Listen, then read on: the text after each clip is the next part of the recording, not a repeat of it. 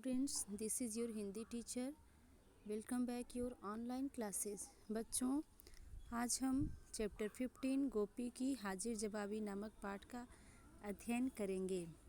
आइए देखते हैं। सबसे पहले जानेंगे इस कहानी के प्रमुख पात्र कौन हैं। तो इस कहानी के प्रमुख पात्र हैं गोपी और सेठ जी। गोपी बहुत मेहनती और बुद्धिमान था। वह हाजिर जवाब भी था। उसे रंगों से बहुत प्यार था। उसकी रंगाई की एक छोटी सी दुकान थी।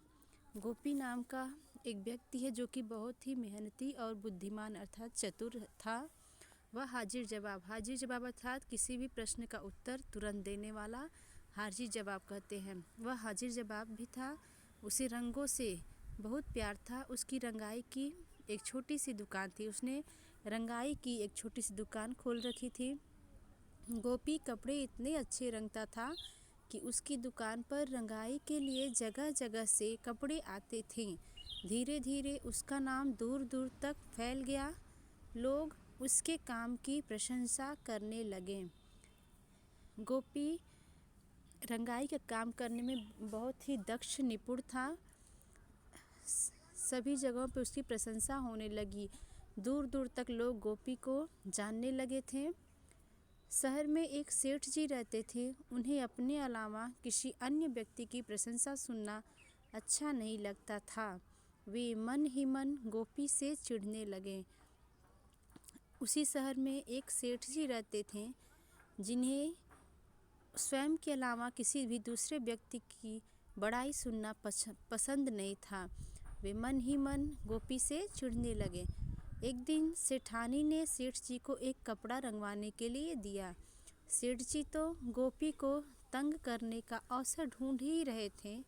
वे खुशी खुशी कपड़ा लेकर गोपी की दुकान पर जा पहुँचे। सेठ जी को अवसर मिल गया गोपी को परेशान करने का, तंग करने का, और वो सेठानी द्वारा दिए गए कपड़े को लेकर खुशी खुशी गोपी की दुकान पर चले गए।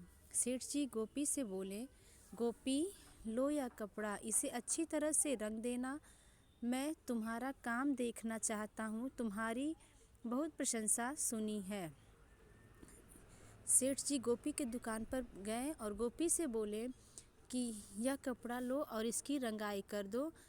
गोपी ने पूछा, सेठ जी आप इस कपड़े को किस रंग में रंगवाना चाहते हैं। सेठ जी को अवसर मिल गया।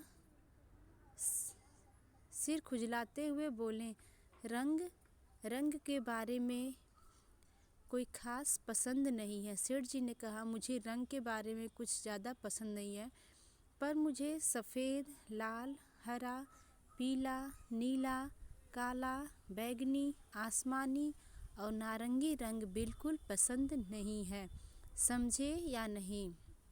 सेठ जी ने चालाकी से कहा कि मुझे सफ़ेद, लाल, हरा, पीला, नीला, काला, बैगनी, आसमानी और नारंगी रंग पसंद नहीं है। गोपी चतुराई से हंसते हुए बोला, समझ गया सेठ जी, मैं आपकी पसंद की रंगाई कर दूंगा। गोपी भी चतुराईपूर्ण उत्तर दिया। गोपी समझ गया था कि सेठ जी का इरादा उसे तंग करने का है। उसने सेठ जी से कपड़ा ले लिया और अलमारी में बंद करके ताला लगा दिया। गोपी समझ गया था कि सेठ जी का इरादा उसे परेशान करने का है, इसलिए उसने सेठ जी से कपड़ा लेकर अलमारी में बंद कर दिया। सेठ जी मन ही मन खुश थे। सेठ जी इसलिए खुश थे क्योंकि उन्हें लगा कि अब उन्हें गोपी को तंग करने का अवसर मिल गया है। Next page. वे सोच रहे थे कि अब गोपी को बहुत तंग करूँगा। उन्होंने पूछा, गोपी मैं इसे किस दिन लेने आऊँ। सेठ जी ने गोपी से पूछा कि इसे मैं किस दिन लेने आऊँ। अब गोपी को अवसर मिल गया। वह हंसते हुए बोला, सेठ जी सोमवार, मंगलवार, बुधवार, बृहस्पतिवार, शुक्रवार, शनिवार और रविवार को छोड़कर किसी भी दिन आ जाना। जिस प्रकार से सेठ ने कहा कि मुझे सफ़ेद, नीला, पीला, काला, नारंगी, आसमानी, बैगनी रंग पसंद नहीं है, उसी प्रकार से गोपी ने भी जवाब दिया कि सोमवार, मंगलवार, बुधवार, बृहस्पतिवार, शुक्रवार, शनिवार, रविवार को छोड़कर किसी भी दिन आ सकते हैं। गोपी का जवाब सुनकर सेठ जी उसका मुंह ताकते रह गए। गोपी के ऐसे हाजिर जवाब उत्तर को सुनकर सेठ जी गोपी का मुंह देखते ही रह गए।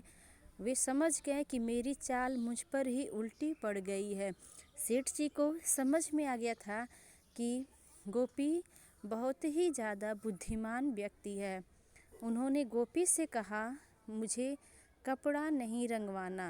सेठ जी ने कहा कि गोपी, मुझे कपड़े नहीं रंगवाने हैं, लाओ मेरा कपड़ा वापस दे दो। गोपी ने मुस्कुराते हुए अलमारी खोली और कपड़ा सेठ जी को वापस दे दिया। गोपी भी समझ गया कि सेठ जी मुझे तंग करने आए थे, इसलिए उसने अलमारी खोलकर सेठ जी को कपड़ा वापस दे दिया। सेठ जी कपड़ा लेकर चुपचाप खिसक गए। फिर कभी वे गोपी की दुकान पर नहीं आए। इस प्रकार सेठ जी भी मन ही मन लज्जित हो गए और वे समझ गए कि गोपी बहुत ही ज़्यादा बुद्धिमान और हाजिर जवाब है, इसलिए वो कपड़ा लेकर वहाँ से चुपचाप चले गए और फिर कभी भी वे लौटकर गोपी की दुकान पर नहीं आए। तो बच्चों, इस प्रकार आप सब इस पाठ के सारांश को समझे कि इस पाठ में किस प्रकार से गोपी की चतुराई का वर्णन किया गया है। गोपी एक चतुर व्यक्ति था। वह सेठ जी की बातों में नहीं आया। उसने सेठ जी को तंग करने का अवसर ही प्रदान नहीं किया। इस प्रकार हमें किसी भी बात को चालाकी से समझना चाहिए, सुनना चाहिए, उसके बाद आंसर देना चाहिए। यहाँ पर शब्दार्थ दिया है। बुद्धिमान का अर्थ होता है अक्लमंद। हाजिर जवाब का अर्थ होता है किसी बात का तुरंत जवाब देने वाला व्यक्ति। व्यक्ति का अर्थ होता है आदमी। अन्य अर्थात दूसरा। प्रशंसा अर्थात तारीफ। तंग अर्थात परेशान। अवसर अर्थात मौका। इरादा अर्थात विचार। तो बच्चों, आज के आपके इस क्लास में इतना ही। आप लोग इस चैप्टर को रीड करेंगे। आज की क्लास में इतना ही। Thank you so much.